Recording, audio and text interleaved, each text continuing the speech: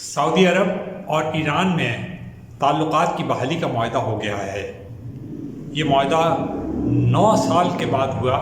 جب ایران اور سعودی عربیہ کے درمیان سفارتی تعلقات ٹوٹ گئے تھے۔ آپ کو یاد ہوگا کہ ایران سعودی عربین کانفلکٹ جو ہے وہ مشرق وسطیٰ کا سب سے سلگتا ہوا ایشو کہہ لیں، تنازع کہہ لیں، مسئلہ کہہ لیں، بن گیا تھا گزشتہ 10-15 سالوں سے۔ کہا جاتا تھا کہ ایک طرف ایران ہے جو مشرق وسطیٰ میں ڈومینیشن چاہتا ہے اور دوسری طرف سعودی عربیہ ہے۔ آپ کو یہ بھی معلوم ہوگا کہ دونوں تیل پیدا کرنے والے بڑے ممالک میں شمار ہوتے ہیں۔ سعودی عربیہ سب سے زیادہ تیل پیدا کرتا ہے دنیا کے اندر، ایران چوتھے نمبر کے اوپر تیل پیدا کرتا ہے۔ لیکن یہ اس تنازع کی وجہ سے جس قسم کے فال آؤٹس ہوئے ہیں مشرق وسطیٰ میں، ان کی مثال حالیہ زمانے میں قطعاً نہیں ملتی۔ شام کا تنازع ہو، یمن کی خانہ جنگی ہو، یا لبنان کے دیگر معاملات ہوں، عراق کی صورتحال ہو، داعش کے معاملات ہوں، سب کہیں نہ کہیں اس ایران سعودی عربین کانفلکٹ کے ساتھ جڑے ہوئے تھے۔ تو سب نے سکھ کا ساتھ لیا، ساری دنیا نے اس کو ویلکم کیا ہے سوائے اسرائیل کے، جس کو یہ معاہدہ جو ہے اپنی شکست نظر آ رہا ہے۔ ہم اس پہ بھی ابھی بات کرتے ہیں۔ سب سے پہلے تو ہم آپ کو یہ بتاتے چلیں کہ چین جو ہمارا انتہائی قریبی پڑوسی، دوست اور مہربان ہے، اس کے صدر شی جن پنگ نے اس معاہدے کی ثالثی میں اہم کردار ادا کیا، اور بتایا جاتا ہے کہ 6 سے لے کے 10 مارچ تک یہ مذاکرات ہوئے، جو مذاکرات کامیاب ہونے کے بعد یہ فیصلہ کیا گیا کہ سعودی عرب اور ایران کے درمیان 2 ماہ کے اندر سفارتی تعلقات قائم کر دیے جائیں گے، یعنی وہ سفارت خانے کھول لیں گے ایک دوسرے کے ملک میں، اور سفیر جو ہے وہ متعین کر دیے جائیں گے۔ تو یہ نہ صرف ساری دنیا کے لیے بلکہ خصوصاً مسلم دنیا کے لیے ایک بہت ہی اطمینان کا باعث ہے، اور اس سے بھی زیادہ پاکستان کے لیے اطمینان کا باعث ہے۔ ایران پاکستان کا پڑوسی ہے، سعودی عرب پاکستان کا سب سے قریبی مسلم برادر ملک ہے، اور جب ان کے درمیان ٹینشن ہوتا تھا اور ان کے درمیان کانفلکٹ پیدا ہوتا تھا، تنازعوں میں یہ الجھتے تھے، یمن میں جنگ ہوتی تھی، شام کے مسائل پیدا ہوتے تھے، تو پاکستانی وزیر اعظم کو بھاگ کر ان کے دارالحکومتوں کا یعنی ایران کے اور سعودی عرب جانا پڑتا تھا، اور وہاں پہ جا کر کوشش کرنی پڑتی تھی۔ اس میں صالح ہم نے پہلے بھی بار بار بتایا تھا کہ پاکستان کے لیے کامیاب ثالثی کے ان دونوں فریقین کے درمیان کوئی گنجائش نہیں ہے، اس لیے کہ یہ دونوں بڑے تیل پیدا کرنے والے ممالک ہیں اور بڑے بااثر بھی ہیں۔ ہم 2 باتیں بتاتے چلیں۔ ایک تو کووڈ کی وجہ سے ساری دنیا ہل کے رہ گئی، یقینی بات ہے ایران اور سعودی عربیہ پہ بھی اس کا بہت زبردست اثر پڑا ہے۔ دوسرے، تیل کی قیمتیں جس بری طرح سے گری ہیں، اس نے تیل پیدا کرنے والے ممالک کو ہلا کر رکھ دیا۔ اس میں سعودی عربیہ اور ایران دونوں شامل ہیں۔ ایران کی معیشت گزشتہ 15 سال سے انتہائی کمزور جا رہی ہے، اس کا جو تناسب ہے ڈالر کے مقابلے میں وہ انتہائی گراوٹ کا شکار ہے، اور وہاں جتنے مسائل پیدا ہو رہے ہیں اس وقت اس کی کمزور معیشت کی وجہ سے پیدا ہو رہے ہیں۔ آپ کو یہ بھی معلوم ہوگا کہ ایران اور امریکہ کے درمیان ایک نیوکلیئر ڈیل ہوا تھا، جس میں P7 کے ممالک اور ایران کے درمیان یہ معاہدہ ہوا تھا۔ اس میں امریکہ، یورپ کے ممالک، چین اور روس سبھی شامل تھے، لیکن ٹرمپ جب صدر بنے تو انہوں نے اس معاہدے کو انتہائی ناقص کہہ کر توڑ دیا تھا، اور اس وقت سے ایران کوشش کر رہا ہے، اور اطلاعات کے مطابق اس کے جو یورپی دوست ہیں وہ بھی کوشش کر رہے ہیں کہ امریکہ جو کہ اس معاہدے سے نکل گیا تھا وہ واپس آ جائے اور پھر سے یہ معاہدہ بھی بحال ہو جائے۔ ایک اور بات ہم بتاتے چلیں آپ کو کہ ایران سعودی عربین کانفلکٹ اور عرب ممالک کی وسیع تر جو ایران کے ساتھ تنازع ہو گیا تھا، اس کی ایک بڑی وجہ یہ نیوکلیئر ڈیل تھی جو کہ یورپین، امریکی اور ممالک اور ایران کے درمیان ہوا تھا۔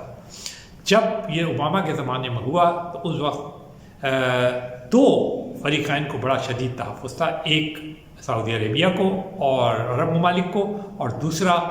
اسرائیل کو۔ دونوں کا یہ کہنا تھا کہ ان کو بغیر کسی کانفیڈنس ملے ہوئے امریکہ نے ان کو بائی پاس کرتے ہوئے، جو کہ ان کے پرانے حلیف تھے امریکہ کے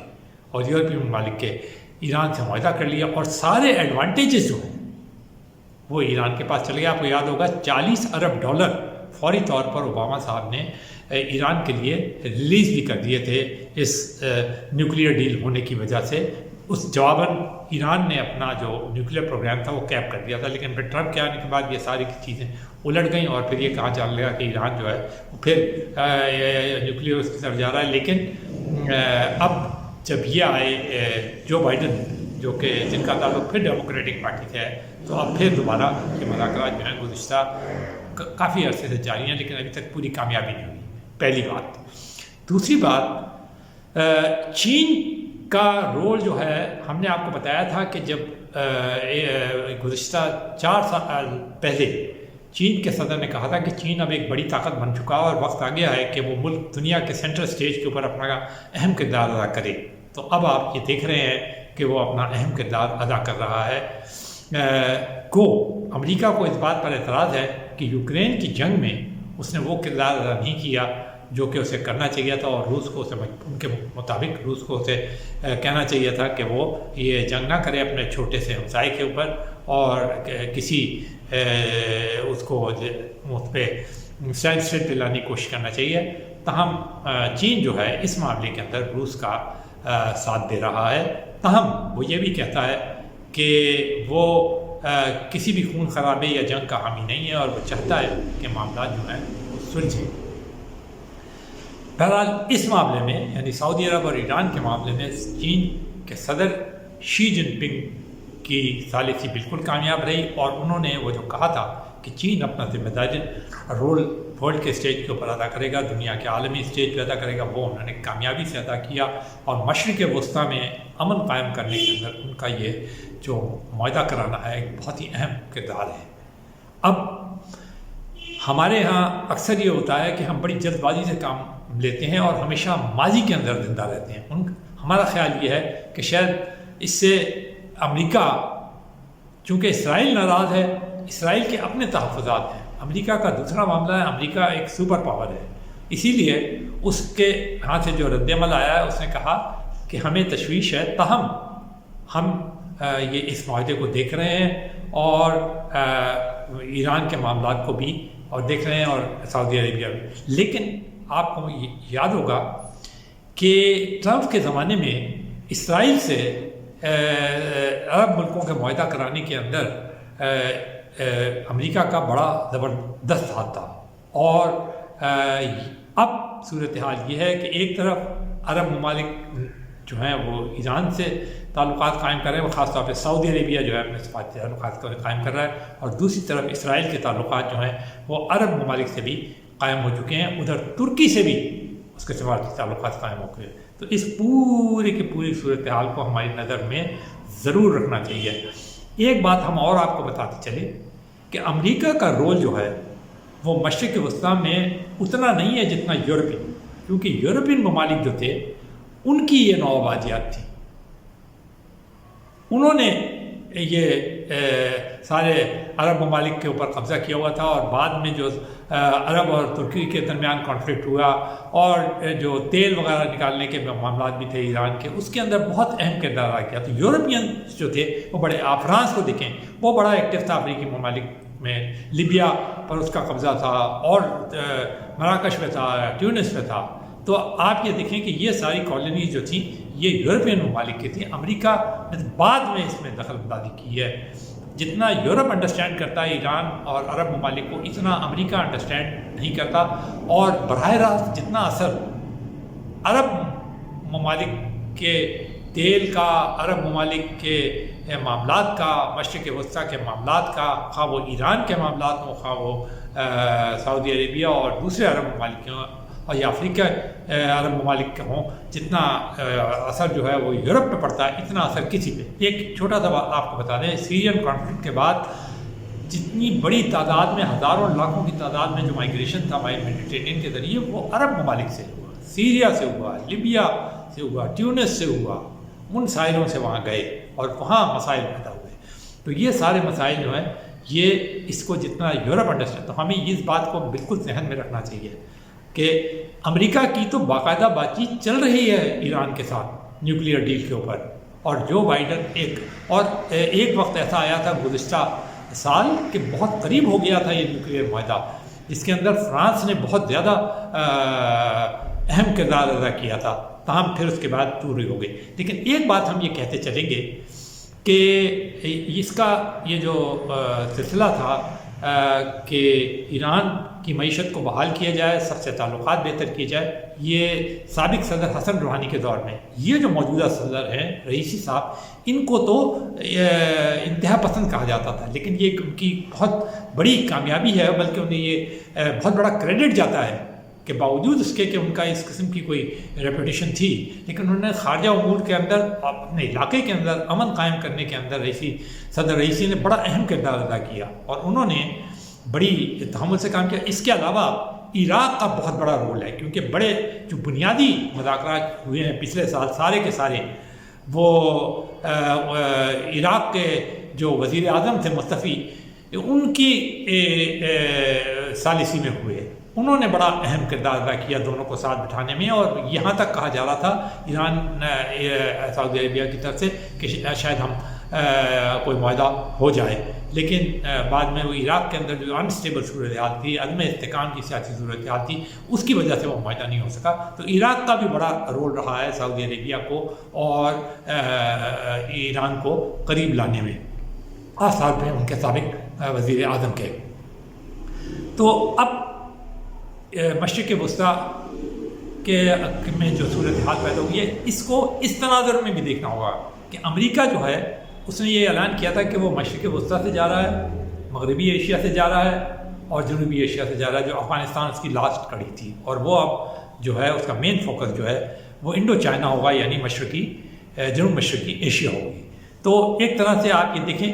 کہ وہ سلسلہ جو سٹارٹ ہوا تھا وہ اب باقاعدہ جاری ہے، تاہم یوکرین اور رشیا کی جنگ نے اس کے اندر بڑا ریڈیکل قسم کا چینج پیدا کیا ہے، اور امریکہ اور یورپ جو ہیں وہ ایک طرف ہو گئے ہیں بالکل ڈٹ کے رشیا کے خلاف، اور یقیناً اس میں بڑا بیلنسنگ ایکٹ انہیں کرنا پڑا ہے صدر شی جن پنگ کو، کیونکہ انہوں نے انڈونیشیا میں بھی ملاقات کی تھی، بالی کے اندر صدر جو بائیڈن سے، جو کہ ان کے پرانے دوست بھی ہیں، جب وہ وائس پریزیڈنٹ ہوا کرتے تھے امریکہ کے صدر، اور یہ بھی وائس پریزیڈنٹ ہوا کرتے تھے چائنا کے، اور وہاں بھی انہوں نے یہ طے کیا تھا کہ کسی قسم کی کوئی جیسے کہتے ہیں نا تصادم کی کیفیت نہیں پیدا ہونے دی جائے گی۔ تو ایران نے جو چین کے صدر ہیں، انہوں نے اپنی اس بات کو رکھا، اور انہوں نے یہ جو معاہدہ کرایا ہے، اس میں ان کا بہت بڑا کریڈٹ ہے۔ اس میں کریڈٹ شہزادہ سلمان جو ولی عہد ہیں اور وزیر اعظم بھی ہیں، ان کا بہت بڑا کریڈٹ ہے کہ انہوں نے اب تنازعات سے ہٹ کے ترقی کی راہ جو ہے وہ مشرق وسطیٰ میں اپنائی ہے، اور یہ اس میں جہاں سعودی عربیہ کو ایک بڑی اپرچونٹی ملی ہے کہ وہ اب اپنی تیل کی جو پیداوار ہے اس کو سے فائدہ اٹھائے، ٹیکنالوجی سے فائدہ اٹھائے اور ترقی کرے، اسی طرح ایران کو بھی اب یہ موقع مل رہا ہے کہ وہ بھی اس کانفلکٹ اور تنازعات سے باہر نکلے،